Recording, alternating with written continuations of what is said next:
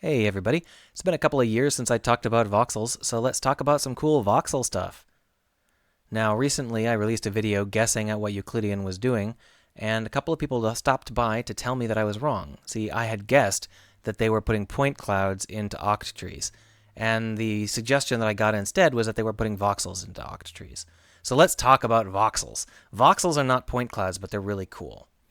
And this is the engine on top of the world when it comes to voxels. This is the Montage engine. And these vehicles are voxel vehicles stored in an octtree. Each one of these vehicles contains so many voxels that you can't load all of the voxels into memory at the same time. It would be at least a gigabyte. It would be a tremendous load. So you load up a low-res version of the voxels, and you only get a high-res version as you need it. And you calculate that low-res version whenever this voxel environment changes. Watch this car. See it? See it? Let's go ahead and see whether we can stop at frame perfect. It's kind of difficult, so here it is, stopped frame perfect. What's happened is the voxels have been edited, so the engine has to recalculate the entire octtree. It doesn't want to have a halt or a pause, so it only recalculates a little bit of the octtree, and then it streams that into the game engine, so there's no pause. And that low-res version is this. It kind of looks like a sprite, like it's kind of a grainy sprite, and that's because that's what voxels are. Voxels are volume sprites, or volume pixels, so this really is a three-dimensional low-res image. And of course, one frame later, it fills in the details because it has the time to stream in the rest. Now, doing this is something that's very straightforward. I'm going to teach you how to do it in a minute here. But first, let's talk about when this happened. Because this technique was very, very popular in 2012. So here, for example, is a nice demo video by New Sound Games, and you can see a link for it, where he shows his own engine where he goes from dirt up to this several gigabyte cage of voxels. But he never loads up several gigabytes worth of data because he doesn't need to. He only loads up the resolution that he actually requires. This is the standard way of doing things. Everyone uses this technique. You can find books on it. You can find video tutorials on it. This is how you do voxels. Unless your voxels are very, very low res, for example, Minecraft's voxels, you're going to need to do some level of detail streaming. And this is how you normally do it with an octtree. So what is an octtree, and why haven't we seen this in the past 4 years? Well, that is the notes from my previous take. Let's delete that. So you have this box. This is a bounding box. You have something inside of this box. You know how big it is because you give your team X space to work with. And they have built themselves something. They have built themselves the glorious and gracious space chicken. There's our space chicken. So, this space chicken is way, way off in the distance. The player can't even see it yet. What do we show the player? Well, if it's 1 pixel, it's tiny enough that it's just 1 pixel, all we really need to know is what the dominant color is. So we put a little yellow pixel there. This box we calculate out as being largely a yellow pixel. So that's what we show. But when we get closer, we need to know more. So let's go ahead and split this box like so. We split this box into 4 pieces. This is a quad tree. Now, if you're using 3 dimensions, it's an octtree because you have another dimension to split on.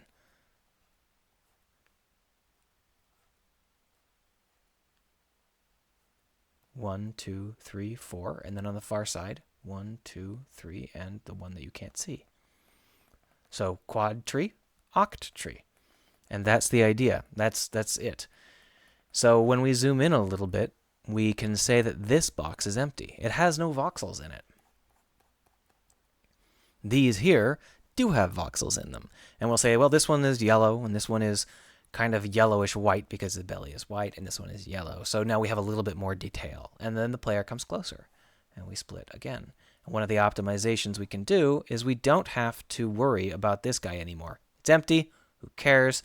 We don't care. But this time, like, we're going to assume that this one is empty, although my little tail actually goes out into this. Let's presume it's empty. We can keep zooming in.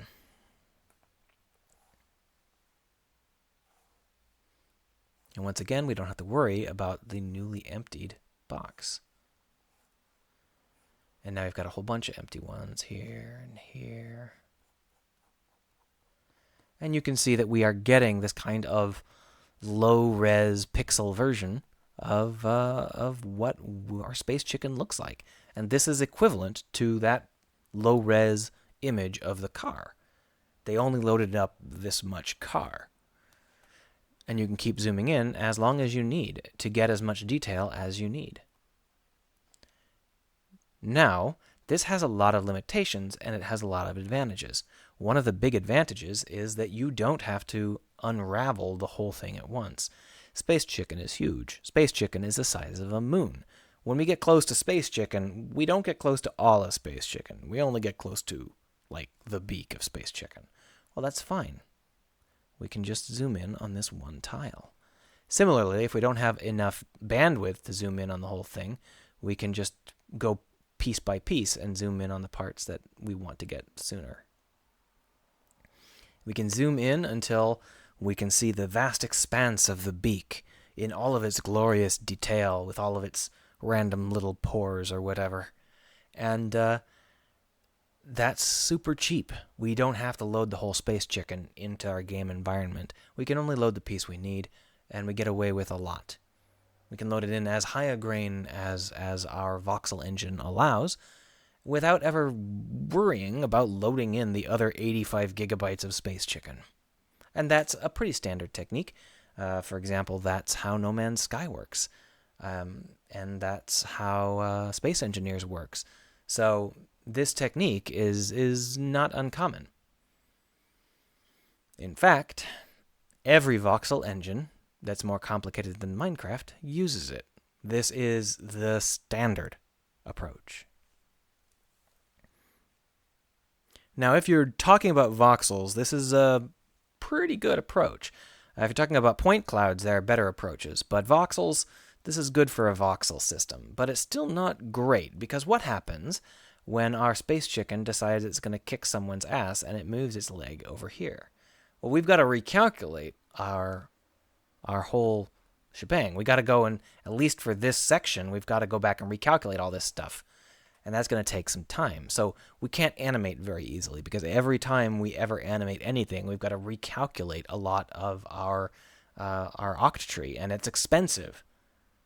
So that's why we don't use this for anything that moves. Vehicles are okay because they don't really bend or anything. They just kind of turn in the game world, and that's much easier to calculate. But, chickens, even Space Chickens, are very rough, because if they move, we have to recalculate everything. So, is that really the only reason that we haven't used voxels for anything other than terrain? I mean, we use them a lot for terrain. I just mentioned two big examples. Anytime we need terrain that is either, from space down to the ground, or needs to be edited by someone with a laser gun, we use this kind of voxel octree system. It is the standard. But we don't really use it for anything else, like at all. Why is that? I mean, wouldn't it be great to be able to zoom in on the gravel on the planet's surface and see it in all of its glorious detail? Well, let's talk about that. Let's say that you have a voxel engine and you have gone ahead and built yourself a bunch of grass here on the planet's surface. And you've got it in very, very high detail, and you've got like a couple of other plants back here too to make it look nice. Each of these is stored as voxels. So they are all in the game world as voxels. And that means that this is a huge grid of voxels.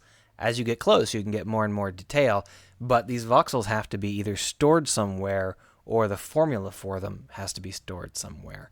And they have to be streamed in as objects that are part of a giant voxel plane. So that sounds good, but what happens when your artist says, these these are no good. We have to change them out for giant frowny face mushrooms.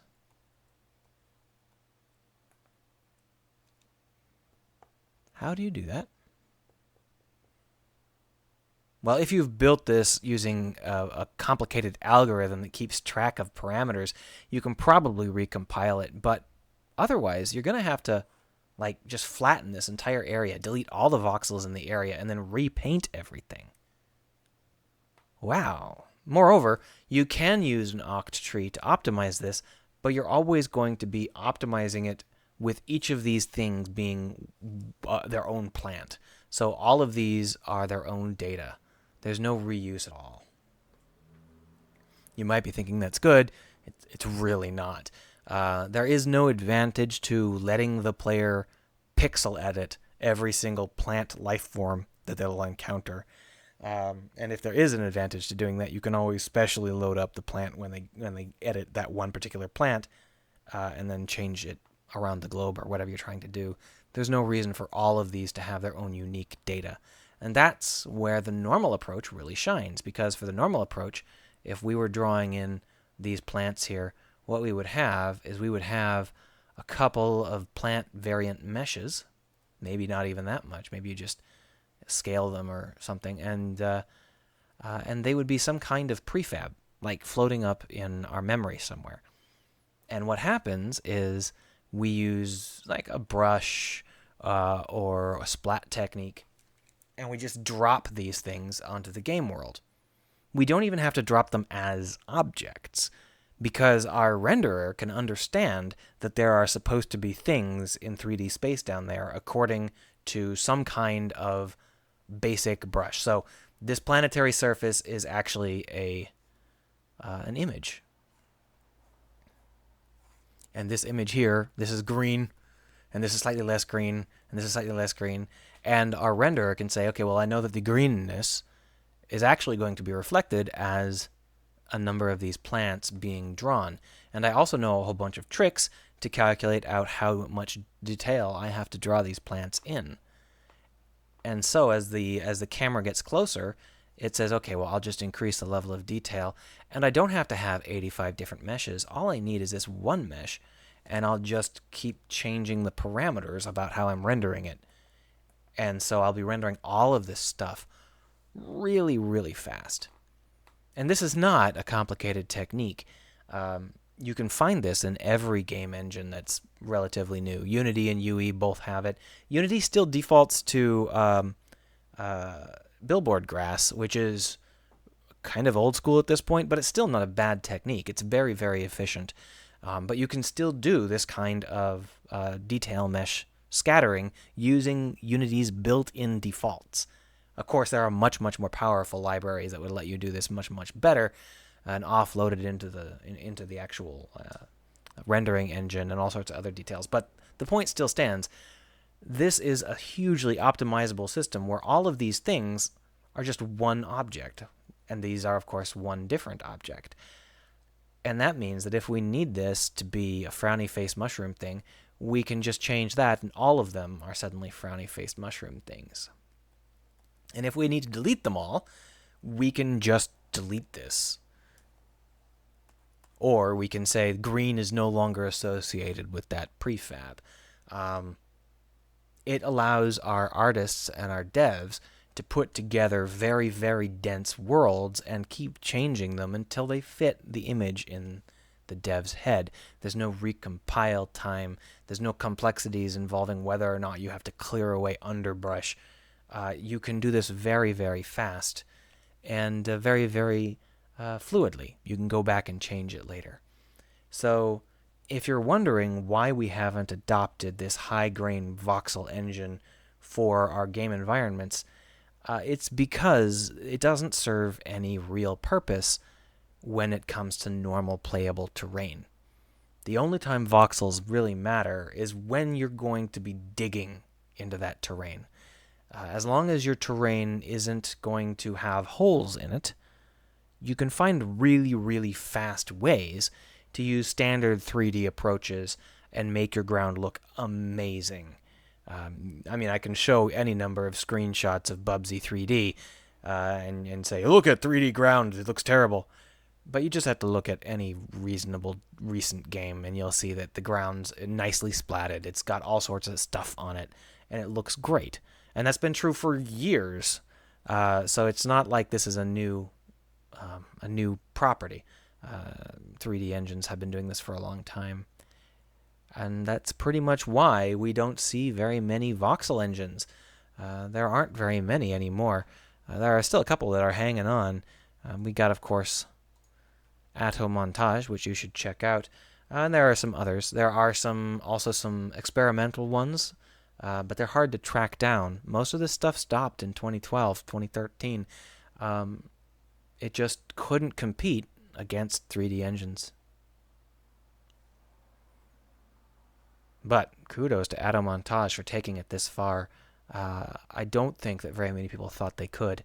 And maybe we'll see a renaissance of some sort. I can see a couple of ideas for voxel objects that are used for certain kinds of in-game objects.